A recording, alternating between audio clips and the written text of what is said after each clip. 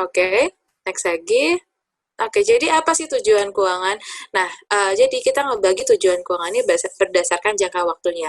Ada yang jangka pendek, jangka menengah, dan jangka panjang. Jangka pendek ini biasanya tujuan keuangan untuk 1 sampai 2 tahun. Nah, saya 1 tahun mendatang saya pengen liburan, 1 tahun mendatang pengen beli gadget apa, 1 tahun mendatang misalnya pengen beli mobil, seperti itu. Lalu jangka menengah 3 sampai 5 tahun, dan jangka panjang di atas 5 tahun.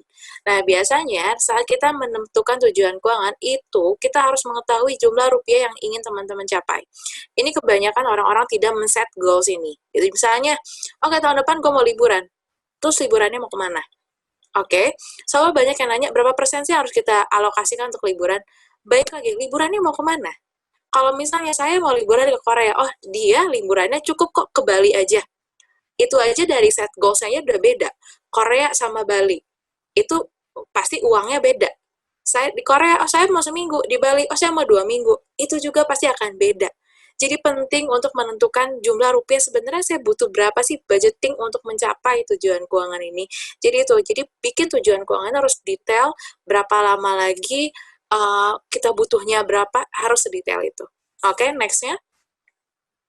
Oke, jadi ini nanti teman-teman boleh di screen cap atau misalnya mau tulis juga silahkan. Silahkan tulis saja tujuan keuangannya ini apa aja nih. Misalnya 0 sampai 1 tahun pengennya apa, 3 sampai 5 tahun pengen apa, di atas 5 tahun pengen apa, dan jangan lupa tulisnya jumlah rupiahnya. Mungkin nextnya ini adalah tinggal di next. Nah, ini contohnya, misalnya 0 sampai 1 tahun pengen beli HP boba, harganya sekian, pengen liburan ke Korea, budgetnya sekian, pengen beli mobil, budgetnya sekian. Oke, harus sedetail itu. Jadi, kita harus set goals dulu. Jadi, dari sini kita belajar, oh ternyata gini loh caranya set goals. Jadi, tadi kita ngomongin biaya liburan, ini contohnya, merencanakan biaya liburan, tentukan tujuannya, tentukan tadi berapa hari, biaya transportasinya pasti beda dong. Kalau yang ke Balinya pengen jalur darat sama yang kebalinya pengen naik jalur udara, itu pasti beda gitu kan ya. Biaya konsumsinya, oleh-olehnya ini nggak boleh terlewatkan. Inflasi, jangan lupa berapa lama lagi akan liburan dan berapa persen hasil investasi yang diharapkan. Oke, nah gimana caranya kita meningkatkan permainan uang? Jadi gimana sih caranya kita meningkatkan permainan uang kita gitu kan ya? Maksudnya kita udah capek-capek kerja, ya uangnya segitu-segitu aja gitu kan? Kita pengen uang kita ikut bertumbuh gitu kan? Nah ini salah satunya mungkin ini adalah salah satu contoh bahwa next. Oke, jadi ini saya mau memperingatkan lagi, mau ingetin lagi soal investasi. Jadi investasi ini jadi sebagai kendaraannya teman-teman untuk mencapai tujuan keuangannya. Dari posisi keuangannya saat ini di tahun 2019 sampai pengen mencapai tujuan keuangannya di tahun 2020. Tinggal next saja. Jadi ini kendaraan ya teman-teman. Kendaraannya pun bisa dipilih ya. Kayak di Gojek atau di Grab kan bisa pilih nih. Mau naik mobil, naik motor, terserah. Pilihnya sesuai nih dengan kebutuhan teman-teman. Next lagi. Nah, saat investasi, ini banyak banget teman-teman yang salah kaprah, bahwa investasi itu yang penting cuan. Oke, nah sebenarnya saat kita investasi, itu yang pertama itu harus tahu tujuan keuangannya. Kenapa kita harus tahu tujuan keuangannya? Supaya kita tahu, kita mau investasinya berapa lama sih? Kita mau investasi per bulannya berapa lama sih? Mau berapa sih per bulannya? Gitu. Lalu yang kedua adalah manajemen resiko. Yang kita pikirin tuh bukan untungnya dulu. Kalau untungnya dulu, indah-indahnya dulu kayaknya nggak usah dipikirin. Itu udah langsung terset.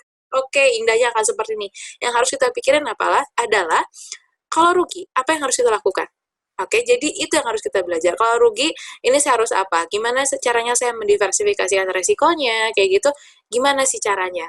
Oke, yang ketiga adalah tinggal di next, itu adalah kita pilihan produknya. Nah, jadi balik lagi, ini adalah untuk investasi itu tidak semudah kayak ngeliat, wah ini returnnya gede atau sebagai macamnya, enggak. Tapi kita harus pilih tujuan keuangannya dulu, harus ada manajemen resikonya, lalu harus nanti baru pilihan produk. Jadi gak langsung main investasi.